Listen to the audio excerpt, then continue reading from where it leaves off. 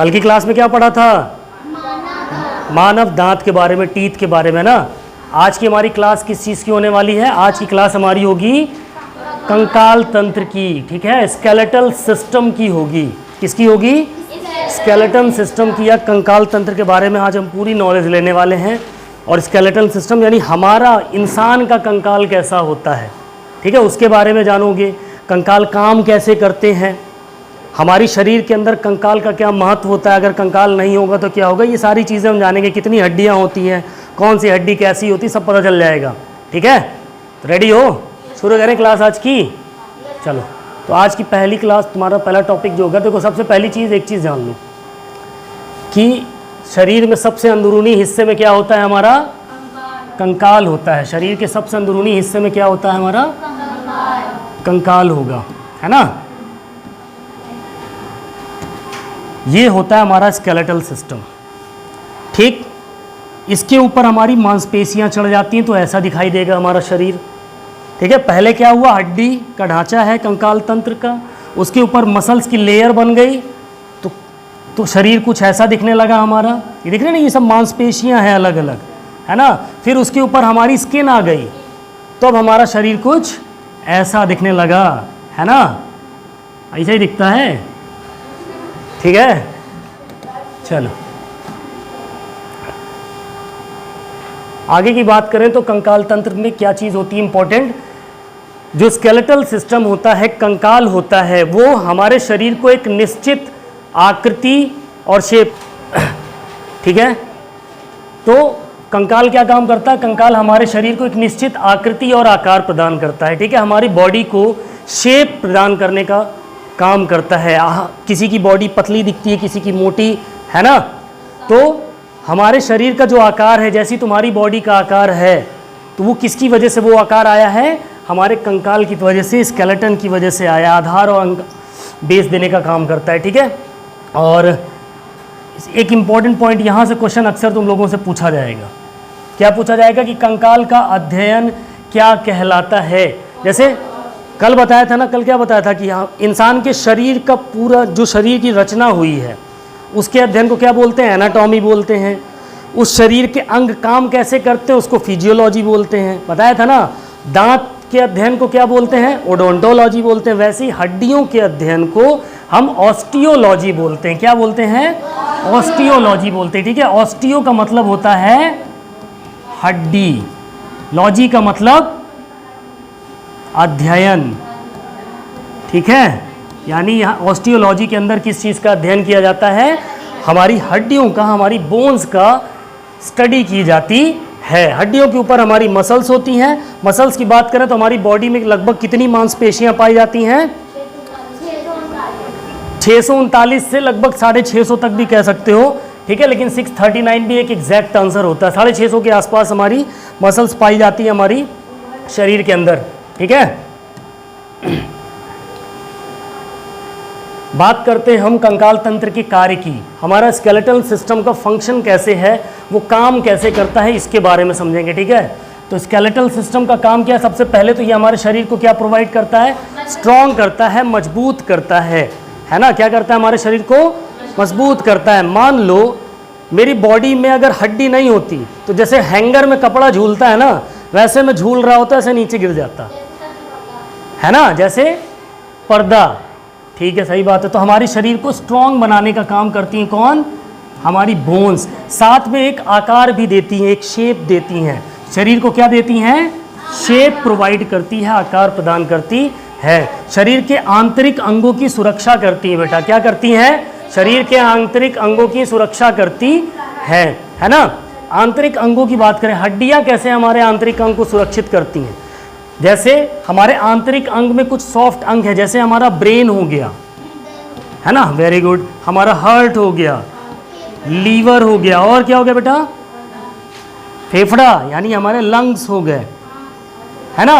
ये कुछ ऐसे इंटरनल ऑर्गन्स हैं, हमारे आंतरिक अंग है, जिनकी सुरक्षा कौन करती है? हमारी स्केलेटन सिस्टम उसकी रक्षा करने का काम करती हैं।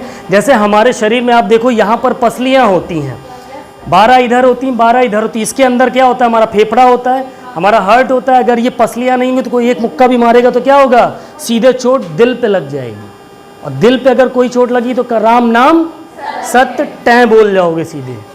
ठीक है, क्लियर हुई इतनी चीज़। तो ये आंतरिक अंगों की सुरक्षा करते हैं। खोपड़ी हम होती है हमारी, ठीक है, हमारी खोपड़ी होती है तो उसमें क्या होता है, दिमाग होता है उस खोपड़ी के अंदर, है ना। खोपड़ी के अंदर क्या होता है, दिमाग होता है, वो सुरक्षित होता है। अगर ये हड्डी ना हो खोपड़ी की तो कोई भी ऐसे मारेगा पुचुक जाएगा। पर चला ऐसे मार दिया कान से सुनना गायब, इधर से मार दिया एक आंख गई, सारा कनेक्शन तो इसी दिमाग के अंदर है ना, बताया था ना, सारा कनेक्शन तुम्हारे ब्रेन में। तो इस ब्रेन की प्रोटेक्शन कौन करती है, हमारा कंकाल तंत्र में हमारा जो कपाल होता है, जो स्कल होता है, वो हमारे ब्रेन की प्रोटेक्शन करता है, इंटरनल ऑर्गन्स की सुरक्षा करने का काम करता है। क्लियर हुई इतनी चीज़।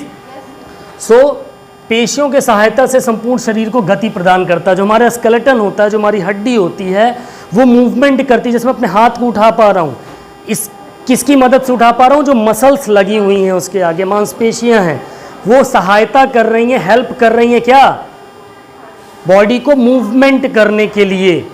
बॉडी को मूवमेंट देने के लिए क्या होता है, हमारी जो मांसपेशियां हैं वो क्या काम करती हैं, हड्डियों की सहायता करती है। बात करते हैं रक्त कोशिकाओं का निर्माण होता है। हमारी जो लंबी हड्डियां होती हैं, उसी लंबी हड्डियों के अंदर क्या बनती हैं, मांसपेशियां नहीं बनती हैं, हमारी ब्लड सेल्स बनती हैं। क्या बनती हैं, ब्लड सेल्स। दरवाजा बंद कर दो बेटा। ब्लड सेल्स बनती हैं। ब्लड सेल्स की बात करें तो कौन कौन सी होती हैं, जैसे आरबीसी हो गई, डब्ल्यूबीसी हो गई, और एक वाईबीसी हो गई। ठीक है, इसमें से आपकी आरबीसी और डब्ल्यूबीसी का निर्माण का होता है, हमारी शरीर की लंबी हड्डियों के अंदर होता है। इस चीज़ को ध्यान रखना। एक इंपॉर्टेंट पॉइंट, आरबीसी का जीवन काल कितने दिन होता है, 120 दिन। हमारे शरीर में जो रेड ब्लड सेल होती हैं वो कितने दिन तक जिंदा रह सकती हैं, 120 दिन तक जिंदा रह सकती हैं। बात करें डब्ल्यूबीसी की तो वो कितने दिन तक जिंदा रह सकती हैं, 7 से 10 दिन। कितने दिन, 7 से 10 दिन तक जिंदा रह सकती हैं। ठीक है, क्लियर हुई इतनी चीज। नेक्स्ट पॉइंट की बात करें तो अगला पॉइंट है हमारा,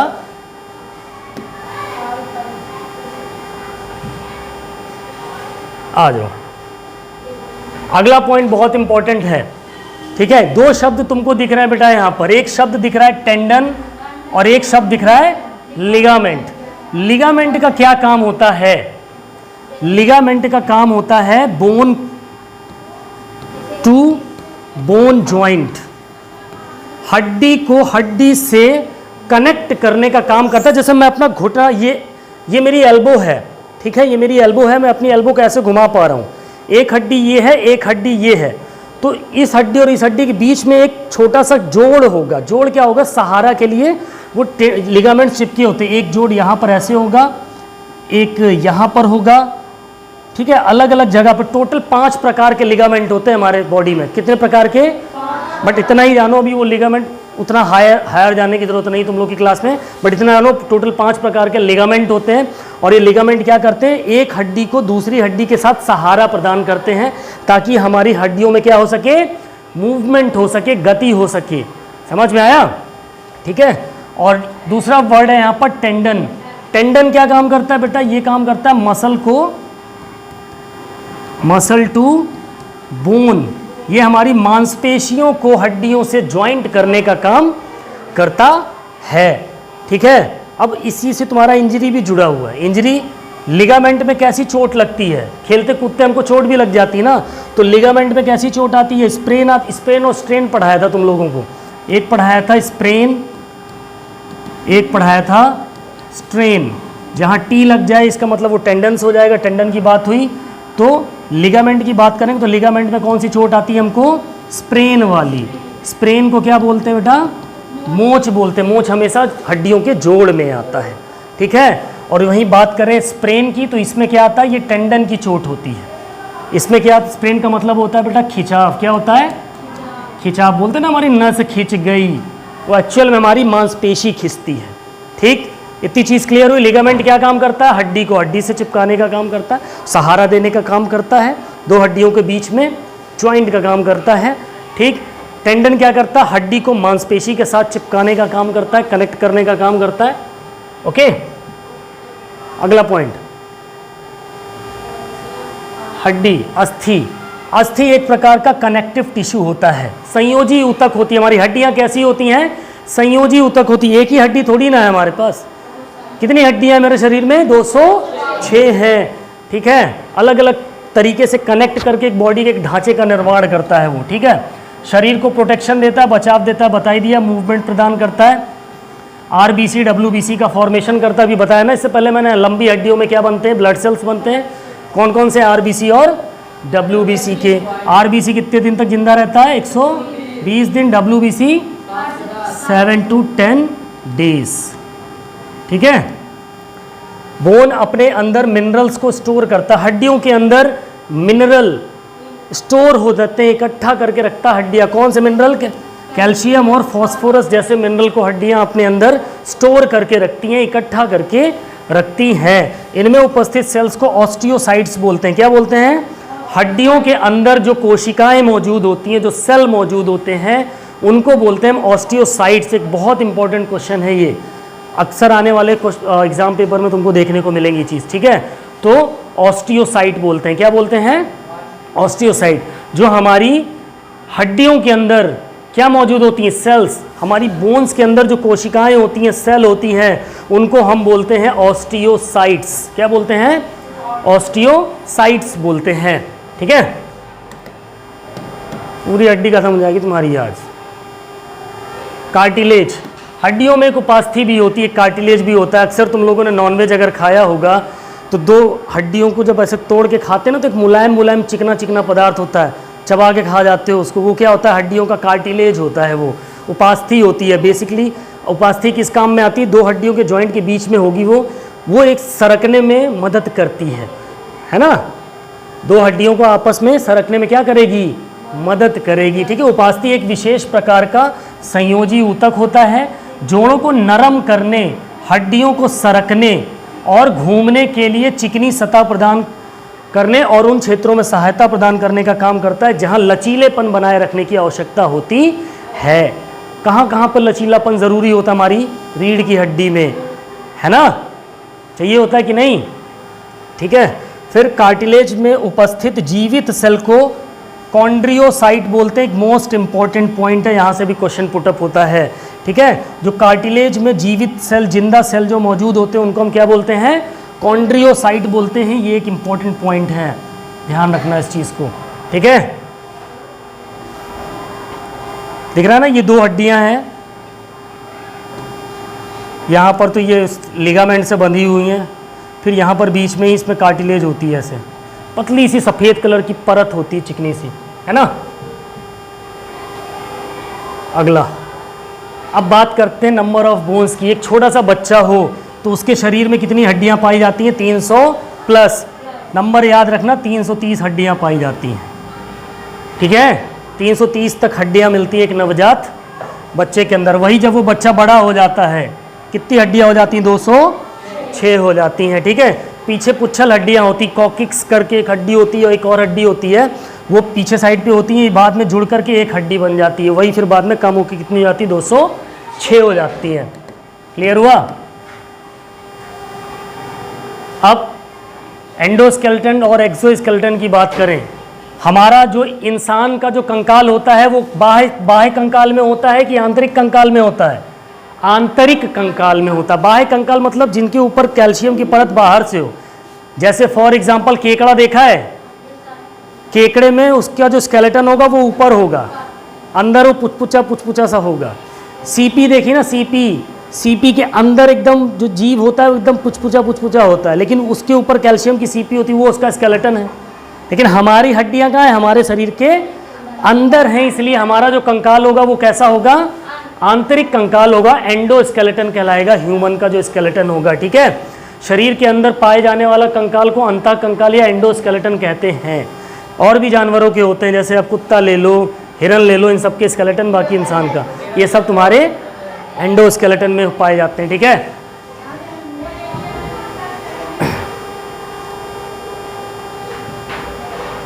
अक्षीय कंकाल, मानव शरीर के कंकाल को दो भाग में डिवाइड किया गया। जो हमारी 206 हड्डियां हैं, बेसिकली उनको दो भाग के कंकाल में बांट दिया, एक अक्षीय कंकाल को और दूसरा अनुबंधी कंकाल को। हमारे एक्सियल स्केलेटन में कितनी हड्डियां होती हैं टोटल?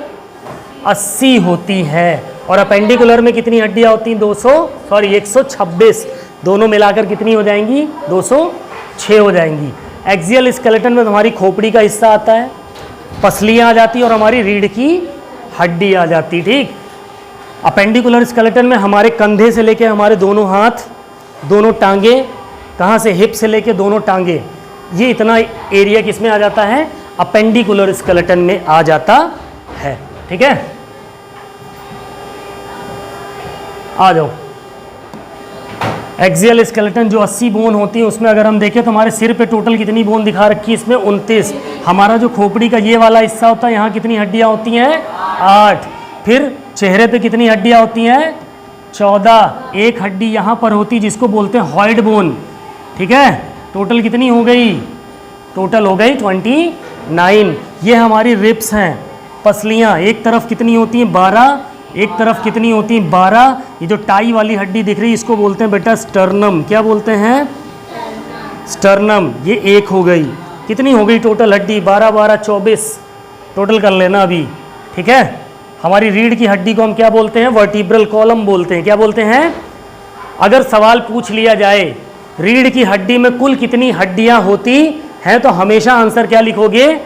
26। लेकिन ये बोला जाए कि एक छोटे बच्चे के अंदर रीढ़ की हड्डी कितनी होती है? ध्यान रखना, छोटे बच्चे में रीढ़ की हड्डी कितनी होती है? 33। और डायरेक्ट पूछ लिया कि रीढ़ की हड्डी में कितनी हड्डियां होती, तो क्या आंसर दे दोगे? 26 दे दोगे। ठीक है, यहां से कंफ्यूजन होते हैं क्वेश्चन में। ओके, अगला है तुम्हारा, ये देखो अभी जो मैंने बताया था ना कि खोपड़ी में कितनी हड्डियां होती हैं? 22। कितनी होती हैं? पूरी खोपड़ी की बात हुई। ये पूरी खोपड़ी यहाँ से यहाँ तक अगर आप ले लोगे तो कितनी हो जाएंगी? कितनी हो जाएंगी? हमारे चेहरे को और हमारे स्कल को, दो चीज़ें मिलाई, चेहरा और स्कल मिला के कितनी हो गई? 22 हो गई। ठीक। फिर एक नेक बोन बोलते हैं जिसको हम हॉइड बोलते हैं, यहाँ पर होती। क्या बोलते हैं?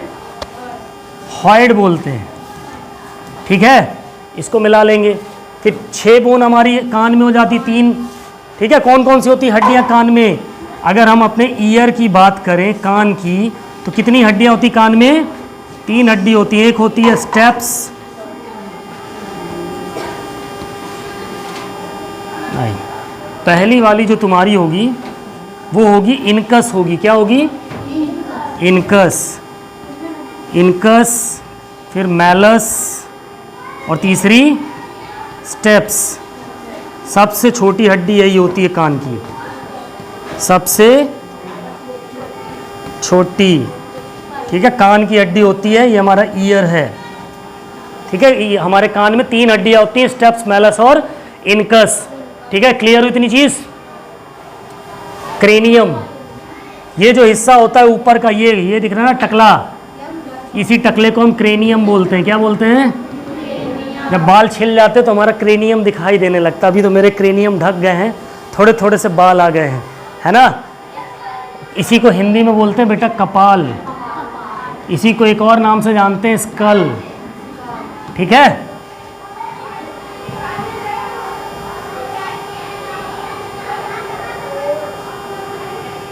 ये बताया था ना अभी हॉइड बोन के बारे में, वही हॉइड बोन है जो मैंने बता दिया था, नेक बोन थी जो हॉइड बोन।